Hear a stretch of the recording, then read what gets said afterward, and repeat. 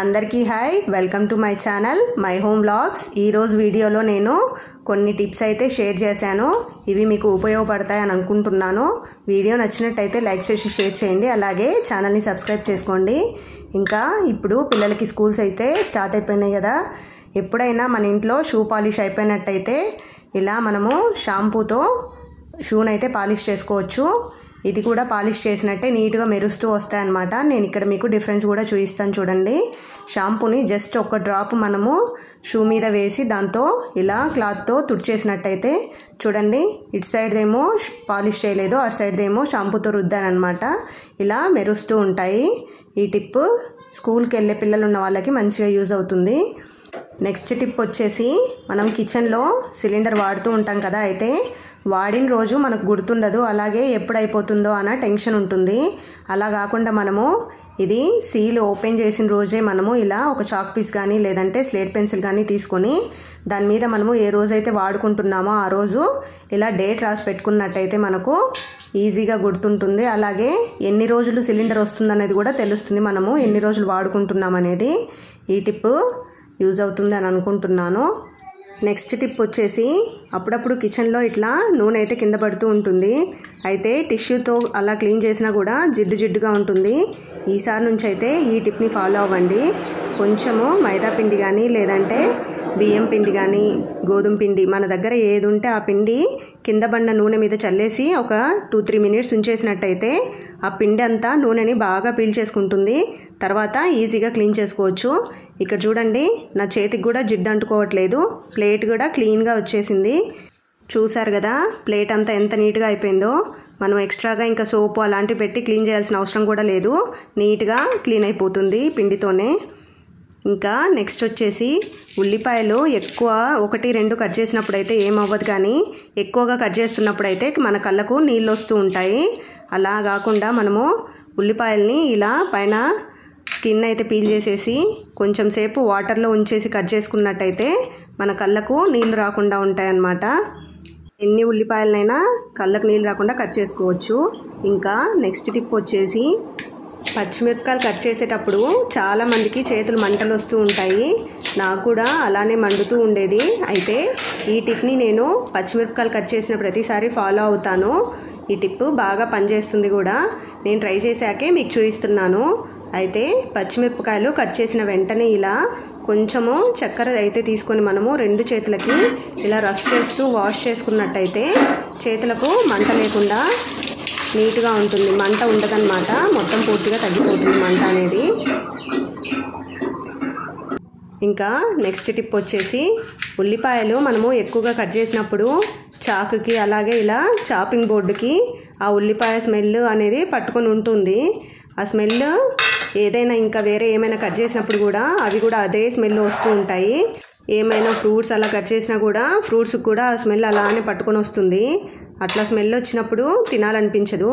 అయితే ఆ స్మెల్ పోవడం కోసం మనము ఇలా చాపింగ్ బోర్డు మీద అలాగే ఆ ఉల్లిపాయలు కట్ చేయడానికి వాడిన చాకుని మనము ఉప్పుతో ఇలా రబ్ చేసుకొని అయితే వాష్ చేసుకున్నట్టయితే స్మెల్ అనేది ఈజీగా పోతుంది. ఉల్లిపాయ స్మెల్ అస్సలే ఉండదు. ఒకసారి చూడండి, ఇలా అయితే ఉప్పుతో రబ్ చేసుకున్న తర్వాత మనం ఇంకా సోప్తో క్లీన్ చేసుకున్నట్టయితే స్మెల్ అనేది అస్సలే ఉండదు. నెక్స్ట్ టిప్ వచ్చేసి, డస్ట్బిన్లో స్మెల్ వస్తూ ఉంటుంది కదా, అయితే ఈ టిప్ యూజ్ చేసినట్టయితే డస్ట్బిన్ స్మెల్ అనేది రాదు అసలు. ముందు డస్ట్బిన్ని ఇలా నీట్గా వాష్ చేసుకుని ఆరబెట్టేసుకున్న తర్వాత అడుగున కొంచెం ఇలాగా సర్ఫ్ వేసి చూడండి, ఇలా అయితే మొత్తము స్ప్రెడ్ చేసినట్టుగా కొంచెం సర్ఫ్ వేసుకొని తర్వాత అందులోనే కొద్దిగా సాల్ట్ లేదంటే బేకింగ్ సోడా అయినా వేసుకోవచ్చు. నేనైతే ఇక్కడ సాల్ట్ వేస్తున్నాను. చూడండి, సాల్ట్ కూడా అలానే సర్ఫ్ వేసుకున్నట్టు చల్లుకున్నట్టుగా మొత్తము వేసుకొని డస్ట్బిన్లో అడుగున తర్వాత ఇలా వేస్ట్ పేపర్స్ ఉంటాయి కదా, వాటిని అయితే అడుగున ఇట్లా పెట్టేసుకోవాలన్నమాట. పెట్టేసుకున్న తర్వాత మనము రోజు వాడడానికి ఇంకా కవర్ వేసుకుంటాం కదా, అలా కవర్ వేసేసుకున్నట్టయితే మనం ఇంకా నెక్స్ట్ డస్ట్బిన్ క్లీన్ చేసే వరకు కూడా ఎలాంటి బ్యాడ్ స్మెల్ రాకుండా ఫ్రెష్గా ఉంటుంది. ఇంకా నెక్స్ట్ టిప్ వచ్చేసి, ఇది చూడండి, అద్దాల మీద మనము బాత్రూంలో అద్దాల మీద అయితే ఇలా మరకలు పడి ఉంటాయి. వేడి నీళ్ళు అలా పడ్డప్పుడు అవి అసలు పోనే పోవు. నీట్గా క్లీన్ చేసుకోవాలంటే దీనికైతే ఒక మంచి టిప్ షేర్ చేస్తున్నాను. చూడండి, ఇలా ఒక చిన్న గిన్నె తీసుకొని అందులో మనము వెనిగర్ని వాడుతూ ఉంటాము. ఇంట్లో అందరి ఇళ్ళల్లో అవైలబుల్ ఉంటుంది. దాన్ని కొంచెం అయితే తీసుకొని కొంచెం వేడి చేసుకోవాలన్నమాట. వేడి చేసినట్టయితే మనకు మరకలు ఈజీగా తొలగిపోతాయి అద్దం మీద. చూడండి, ఇక్కడైతే నేను వేడి చేసేసాను. దీంట్లో ఒక చిన్న క్లాత్ అయితే తీసుకొని మనము అద్దాన్ని క్లీన్ చేసుకోవాలి. ఎంత మొండి మరకలైనా మనము ఇట్లా వెనిగర్ని వేడి చేసి క్లీన్ చేసినట్టయితే నీట్గా క్లీన్ అయిపోతాయి. ఇట్లా అద్దాలనే కాదండి, విండోస్ కూడా ఉంటాయి కదా, వాటిని కూడా మనము ఇలా వేడి చేసి వెనిగర్ని వాడుకోవచ్చు. ఎలాంటి మరకలు లేకుండా నీట్గా క్లీన్గా ఉంటాయన్నమాట. చూసారు కదా ఎంత క్లీన్గా ఉందో.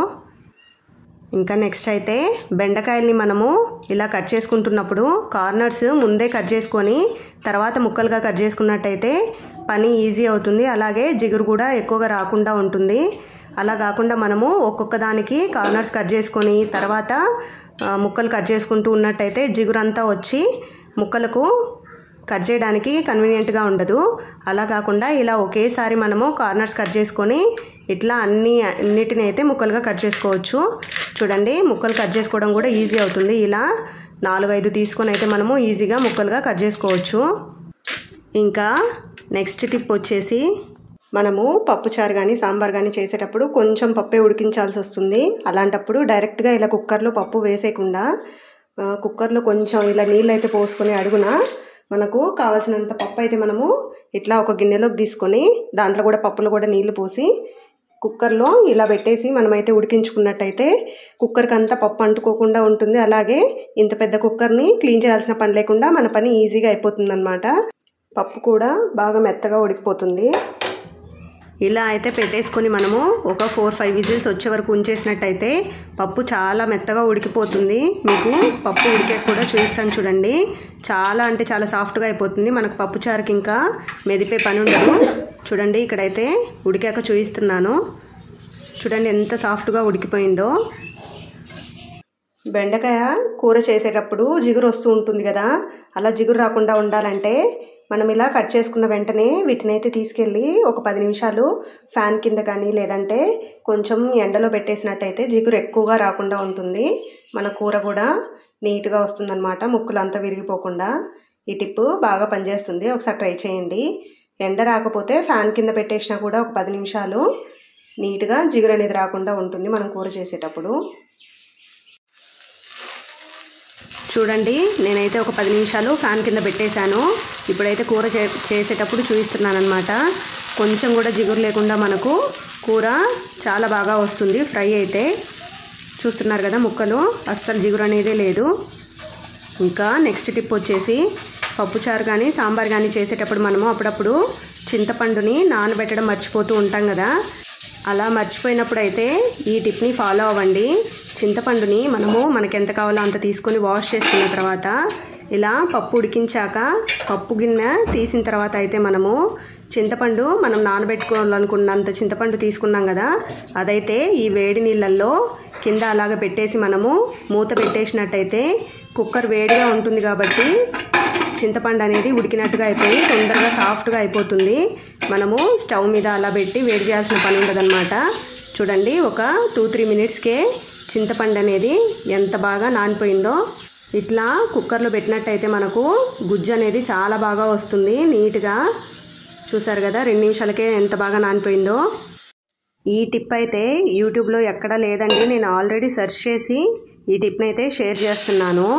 అయితే మనము అన్నం వండుకోవడానికి బియ్యము మనకి ఎంత కావాలో అంత తీసుకుంటాం కదా, అందులోంచి ఇలాగా ఒక గుప్పెడు బియ్యాన్ని అయితే తీసి ఇట్లా డబ్బాలో కానీ లేదంటే ఏదైనా స్టీల్ కంటైనర్లో కానీ స్టోర్ చేసుకుంటాను.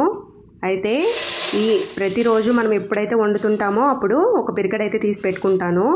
ఇలా కాకుండా నేను ఫాలో అయ్యే టిప్ ఏంటంటే, ఒకేసారి మనము బియ్యం కట్ట తీసుకొచ్చినప్పుడు వెంటనే నేనైతే ఈ డబ్బా నిండా అయితే తీసి పెట్టుకుంటాను. ఇంకా దీని గురించి అసలు ఆలోచించను. ఎప్పుడైనా బియ్యం అయిపోయినప్పుడు మనము వీటిని వాడుకోవడానికి ఉంటుంది. ఇక్కడున్న గ్లాస్ తోటి మాకు ఒక గ్లాస్ అయితే ఒక పూట అన్నానికి సరిపోతుంది.